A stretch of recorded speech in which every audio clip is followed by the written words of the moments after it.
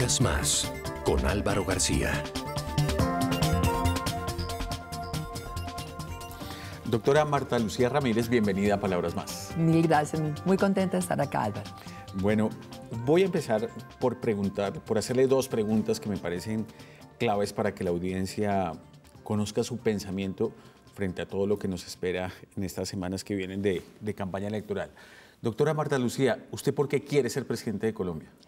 Claro, la verdad estoy convencida que este país tiene unas oportunidades maravillosas. Me parece que la gestión en el Estado tiene que combinar visión de largo plazo, eficiencia y definitivamente un sentido muy grande de la inclusión. En este país necesitamos políticas públicas proyectadas para que Colombia en el largo plazo sea una verdadera potencia, pero pensando en que cada colombiano tiene que estar incluido en esas políticas, que nos den una mejor calidad de vida, que piensen en la dignidad de la persona humana. Y siento que eso ha faltado desafortunadamente hasta ahora. Me siento en la capacidad de hacerlo porque he tenido una experiencia muy larga en el sector público, en el sector privado, porque sé lo que necesitan los colombianos y porque soy una mujer que piensa en el largo plazo como todas las mujeres de este país. ¿Qué es la diferencia a usted de los otros candidatos sobre los cuales los colombianos pueden optar? Todos los candidatos son muy valiosos, creo que todos tenemos realmente una vocación de servirle a Colombia. En el caso mío tengo una experiencia larga en el sector público y en el sector privado. Yo no soy una mujer que venga de la política, soy una mujer que llegué a la política después de haber sido ministra de la Defensa Nacional. Me conmovió muchísimo realmente ver en todo el país lo bueno, lo malo y lo feo de Colombia, los sitios donde ha habido un abandono por parte del Estado y esos sitios entonces son los que dieron lugar al narcotráfico, a la guerrilla, al paramilitarismo. Esto realmente me ha hecho sentir a mí el dolor de las madres de los soldados, el dolor de las madres de los guerrilleros y tengo un compromiso muy grande de trabajar por Colombia con esta experiencia que tuve en el Ministerio de Defensa, pero también en la experiencia de trabajar en el sector privado, conocer el sector industrial, conocer lo que hay que hacer en el campo de la economía. La experiencia que tuvo Álvaro, por ejemplo, como embajador en Argentina, nos pone de presente que Colombia en esta globalización tiene muchísimo más por hacer y por aprovechar y que nos ha faltado buena parte de esa tarea. La diferencia es esta visión realmente en donde combino la seguridad y lo empresarial y una visión global que Colombia no ha tenido suficientemente. ¿Por qué no darle la oportunidad al presidente Santos de reelegirse? Porque yo creo que el tema no es darle la oportunidad a él. El presidente Santos es una buena persona, pero yo creo que lamentablemente la gestión de su gobierno ha sido desafortunada. Temas fundamentales que dejó empantanados. ¿Cómo es posible que un presidente que nos hable de la paz haya dejado empantanado nada más y nada menos que la reforma a la justicia? Es imposible hablar de paz si no hay justicia, es imposible hablar de paz si no hay educación. Nosotros tenemos que tener un compromiso acá con la educación de los niños de este país. Es inaceptable que tengamos un 45% de los jóvenes de Colombia por fuera de la educación superior, de una posibilidad de una carrera técnica, tecnológica, universitaria.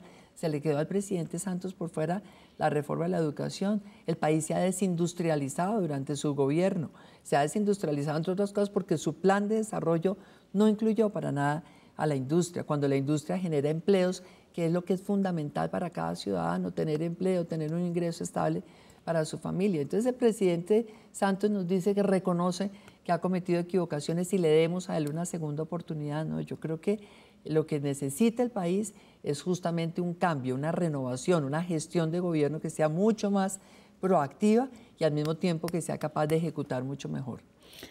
Empecemos a hablar de su vida y quisiera arrancar por sus orígenes. Su familia, el hogar donde usted nació y creció, ¿cómo la marcó de cara al futuro?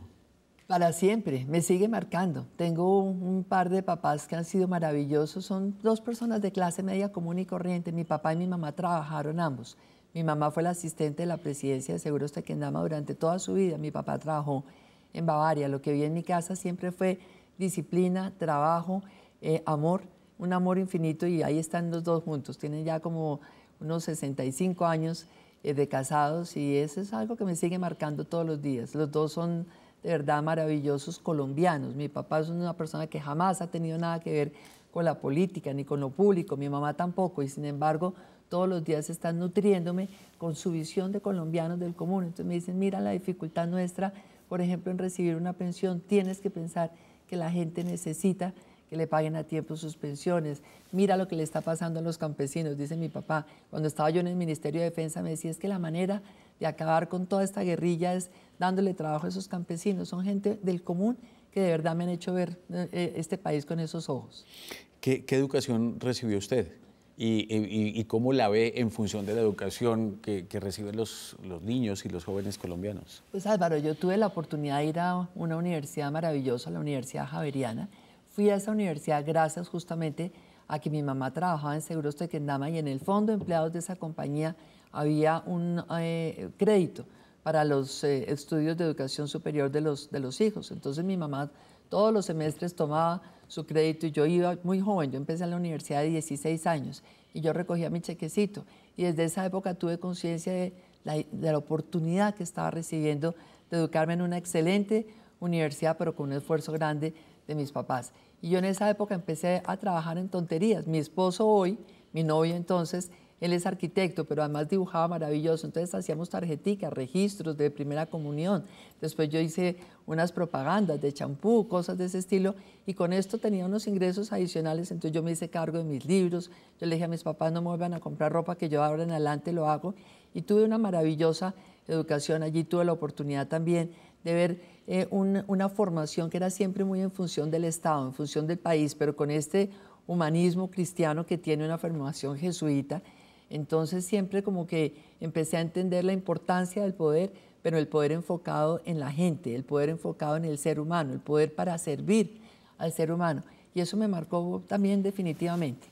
O sea, doctora Marta Lucía, el novio de la universidad es su esposo.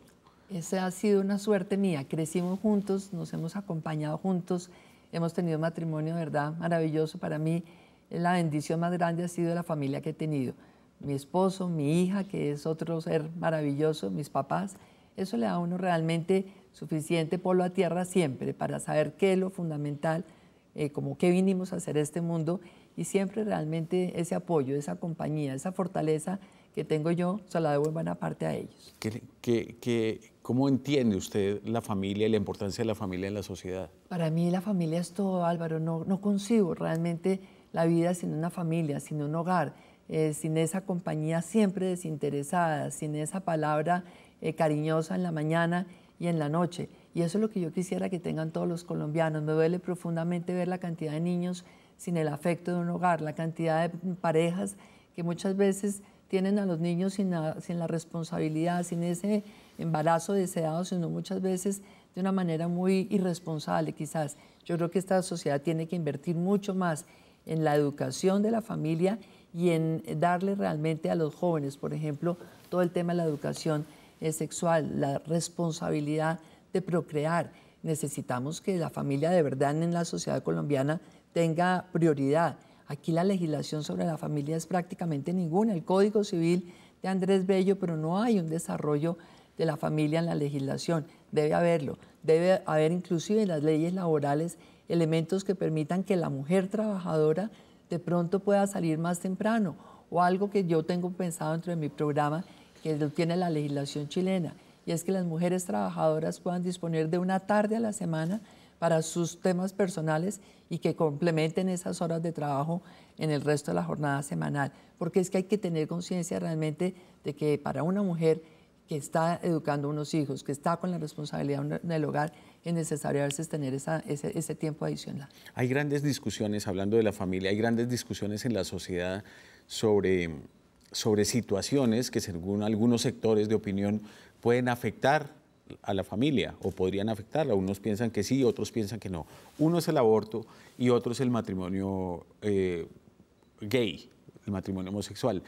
Su posición frente a cada una de esas. Álvaro, yo no estoy de acuerdo con el aborto. Me parece que es fundamental hacer esto, educación sexual y reproductiva, prevenir el aborto, prevenir el embarazo no deseado. Y en el caso del aborto creo que excepcionalísimamente dentro de los casos previstos en la sentencia de la Corte. Pero fíjese una cosa, la sentencia dijo que el Congreso debería legislar para acotar, para cerrar todavía más esas posibilidades. Una de las 3 excepciones de la sentencia de la Corte se refiere a una malformación del feto. No cualquier malformación podría dar lugar a un aborto. Me parece que eso tiene que ser excepcionalísimo. Y ahí el Congreso colombiano ha incumplido con su obligación de legislar. Pero cuando se dan esas circunstancias excepcionalísimas, es lógico que la mujer pueda hacer un aborto en condiciones terapéuticas, con los cuidados médicos necesarios. Por ejemplo, fíjese el caso que vimos hace poco de esta mujer violada por 7 u 8 hombres y que apareció por todas las redes sociales, en internet, un caso que sucedió en Armenia, si no recuerdo mal. Supóngase que esta mujer termina después con un embarazo. ¿Cómo obligar a esa mujer a que tenga esa criatura? Yo no creo. Entonces me parece que esos casos excepcionalísimos deben estar previstos en la ley. En cuanto al matrimonio homosexual, mire, respeto profundamente a los homosexuales. Tienen que tener todos los derechos legales, a que los bienes que han construido en pareja, a que haya una sustitución pensional, a que no haya la más mínima desprotección legal frente a ellos. Pero hablar ya de matrimonio para mí es hablar de familia, es la unión de una pareja para procrear, para tener hijos. Tengo una concepción muy conservadora, realmente la familia también un poco es la concepción de la religión, pero creo que el Estado tiene que proteger a esas familias, dándole a esas parejas homosexuales, dándoles todos los derechos derivados de la ley. Los derechos de adoptar, por ejemplo. Es que yo no creo que eso sea un derecho de las parejas. Me parece que hay que darle a un niño el derecho de tener un hogar donde haya un papá y una mamá. Yo creo que no es el derecho de una pareja, es el derecho de un niño de tener un hogar de papá y mamá. ¿Por qué llega usted al Partido Conservador? ¿Su pensamiento, por qué la dirige hacia el Partido Conservador, Álvaro, y no a otro? Porque yo realmente, como le decía, no soy una mujer de la política. Tomé la decisión de entrar a la política después de ser ministra de la Defensa.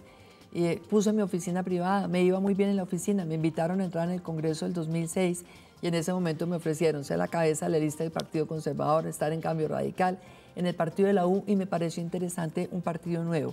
Quise ayudar a construir un partido que tuviera clara una ideología. Después me di cuenta que era un partido al que le interesaba simplemente la reelección del gobierno de turno, y ahí los vemos en lo mismo.